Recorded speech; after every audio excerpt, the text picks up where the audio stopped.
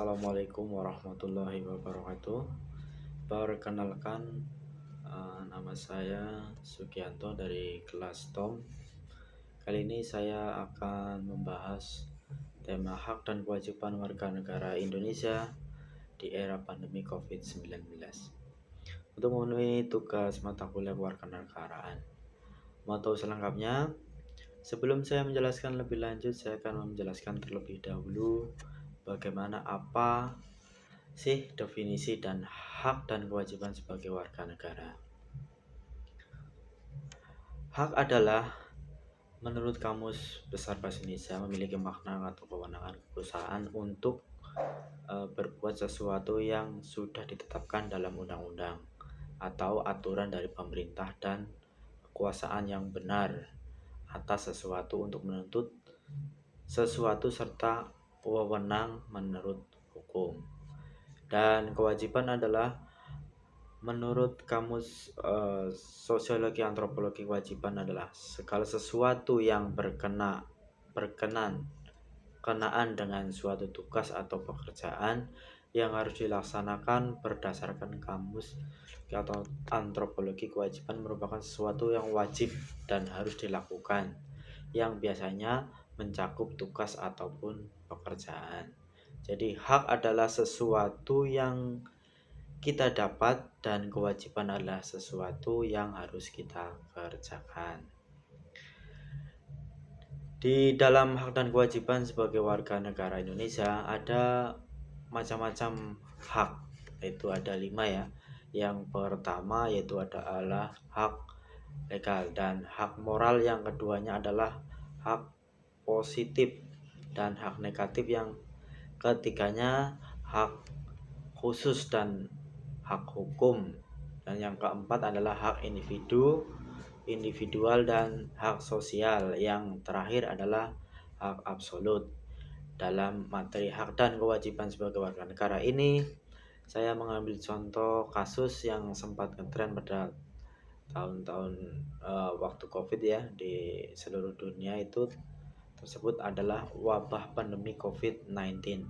Seperti yang kita ketahui bahwa di setiap negara ini memperlakukan lockdown yang digunakan sebagai salah satu alternatif yang baik diambil untuk mengatasi kasus wabah virus 19 ini di berbagai negara. Namun yang kita ketahui bahwa pemerintah Indonesia tidak mengambil kebijakan tersebut. Mengapa? Karena pemerintah tidak mengambil kebijakan tadi disesuaikan ya dari berbagai aspek masyarakat di Indonesia itu sendiri.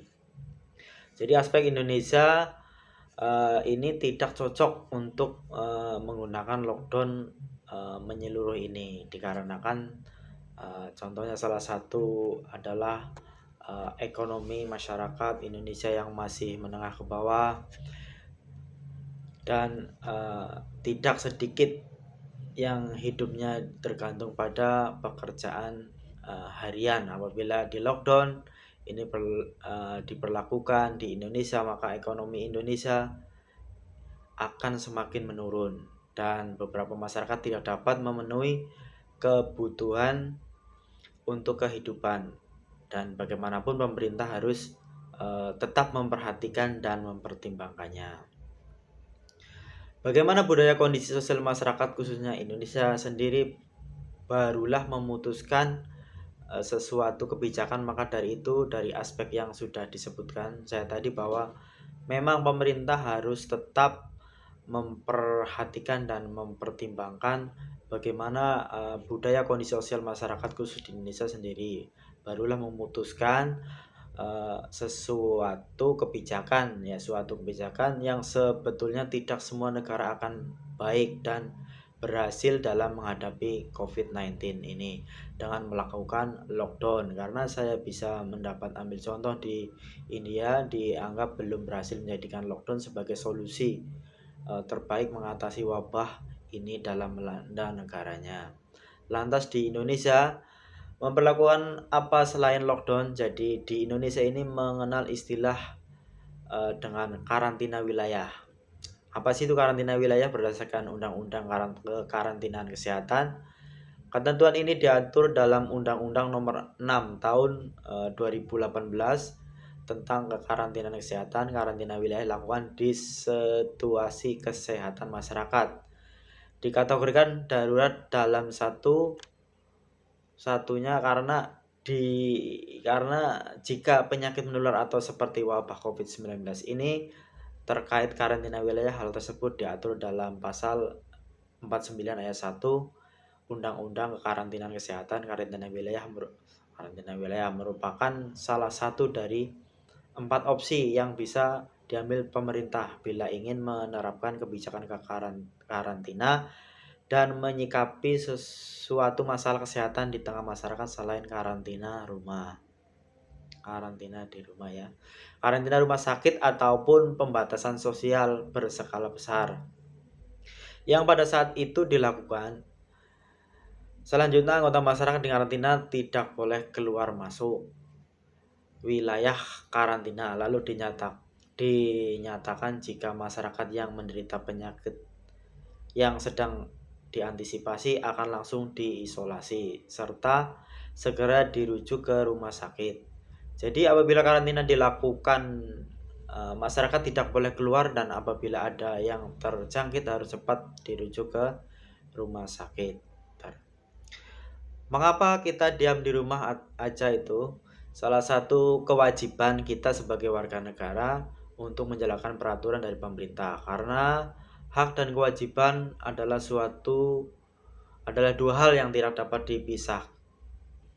dipisahkan dan saling berkaitan dan berdampingan. Sedangkan pasal 5 Undang-Undang Nomor 4 Tahun 1984 tentang wabah penyakit menular menyatakan secara jelas hal-hal apa yang menjadikan hak warga negara yang wajib dipenuhi pemerintah maupun pemerintah daerah beserta instansi yang terkait saat terjadinya wabah penyakit menular. Berarti dalam pasal ini menjelaskan kewajiban pemerintah dalam memenuhi hak warga negaranya meliputi, pertama adalah hak mendapatkan pelayanan kesehatan sesuai kebutuhan medis. Yang kedua adalah hak mendapatkan kebutuhan pangan dan kebutuhan kehidupan sehari-hari lainnya. Yang ketiga adalah hak memperoleh perlakuan yang sama dalam penyelenggaraan kekarantina kesehatan. Yang keempat atau terakhir adalah hak mendapatkan pemenuhan kebutuhan hidup dasar dan makanan hewan ternak oleh pemerintah. Namun dalam pelaksanaan kekarantina wilayah ini juga tidak berjalan mulus loh. Banyak masyarakat yang tidak menjalankan kewajiban yang baik sebagai warga negara.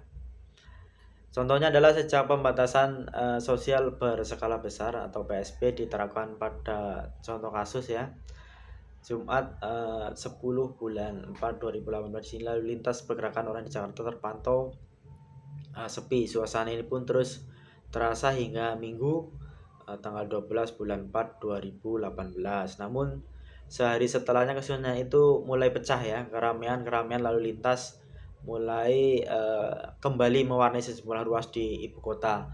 Lalu terkait undang-undang kekarantinaan menyebutkan ancaman pidana 1 tahun dan denda maksimal 100 juta bagi warga yang melanggar ya.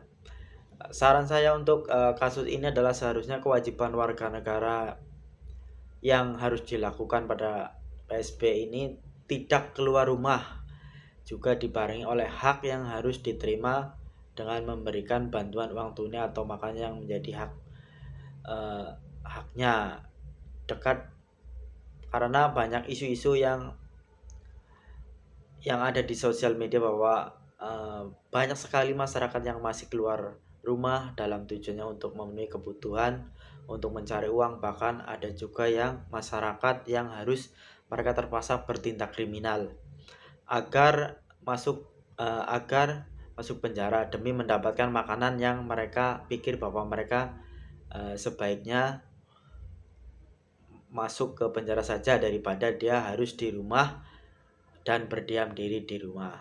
Dan juga berita bahwa ada 3.474 pelanggaran, yaitu sejumlah 2.003 menggunakan masker, kemudian ada 787 melebihi kapasitas dalam mengemudikan kendaraan.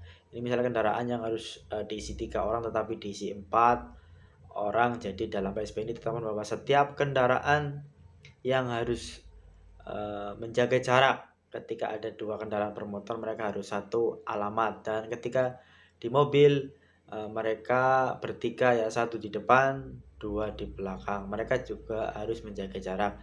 Jadi tidak keluar rumah ini adalah salah satu cara memutus rantai penyebaran COVID-19 ya. Di setiap musibah atau di setiap cobaan pasti ada yang dapat kita terima. Contohnya salah satunya adalah ketika kita berdiam diri di rumah saja, kita menjadi lebih banyak waktu berdiam diri di rumah bersama keluarga, dan kita dapat merasakan udara di luar ya sangat berkurang polusinya. Jadi kita berdiam diri di rumah adalah salah satu cara untuk memutus rantai penyebaran, konsisten dan membantu para petugas medis dalam mengatasi kondisi itu ya. Dan kita harus juga menjadi warga negara yang baik dalam menaati aturan untuk memutus penyebaran COVID-19.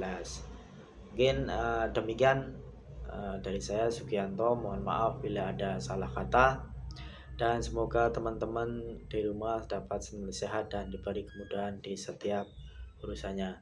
Assalamualaikum warahmatullahi wabarakatuh. Piksi Ganesha Indonesia, salam bela negara.